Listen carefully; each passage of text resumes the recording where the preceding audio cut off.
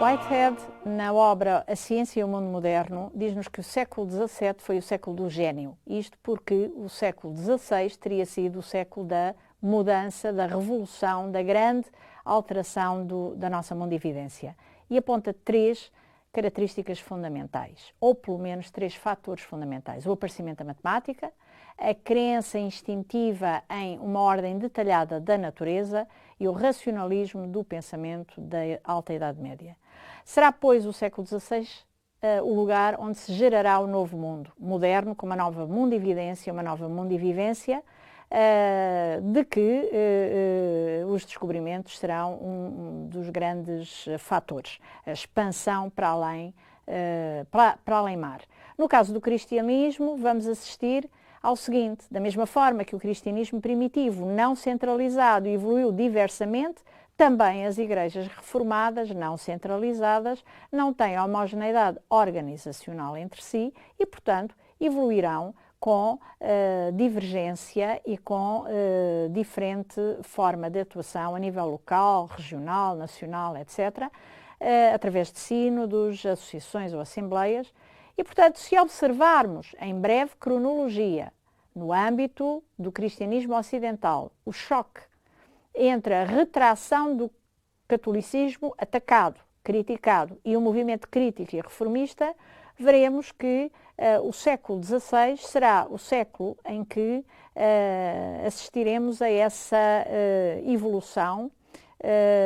de permanente confronto entre uma visão sistematizadora e de retração e uma visão crítica que também se tentará organizar de diferentes maneiras nos seus diferentes lugares.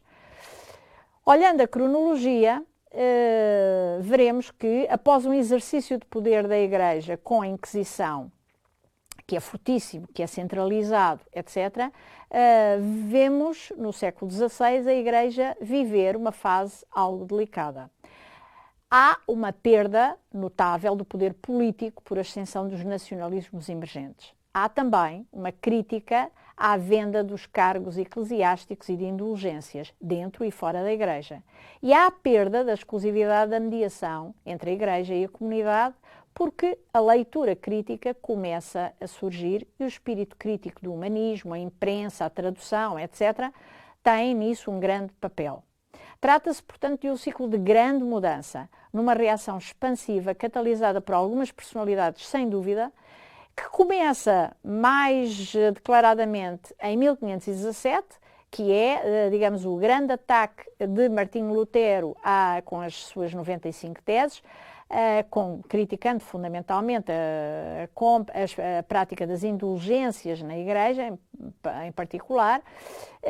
com a sua doutrina da salvação pela fé, mas ele ainda propunha aí uma reforma da Igreja Católica. Em meados do século XVI, o Concílio de Trento, com as interrupções que teve, mas o Concílio de Trento assumiu a finalidade de reafirmar os dogmas católicos e reajustar a conduta da Igreja, do modo geral, às doutrinas emanadas dos doutores da Igreja e dos santos. Ou seja, no fundo, uma retração da Igreja Católica no sentido de se cristalizar nos seus lugares, nos seus núcleos duros. E todo o final do século vai ser um processo de readaptação da Igreja Católica, por um lado, e das igrejas que a criticavam e que, portanto, se vão formando, de toda a crítica que vai formando igrejas e que vai, enfim, designando os seus líderes, muitas vezes por iniciativa individual. No século XIX, vamos assistir à difusão do materialismo no Ocidente e do cristianismo nas colónias. E o final do século é com a formação do Parlamento Mundial das Religiões, ou Parlamento das Religiões do Mundo, organização internacional não governamental de diálogo interreligioso e ecuménico. Conclusão, portanto, deste percurso pela nossa cultura europeia, enfim, muito em abrégé, este percurso que fizemos é o da gênese do mundo moderno, multicultural, multirreligioso, um mundo em mosaico, que começa com a independência da América, a Revolução Francesa, a laicização das nações ocidentais com a separação do Estado e a Igreja, e que, no seu Parlamento das Religiões, assiste à voz de cerca de 1500 religiões e espiritualidades.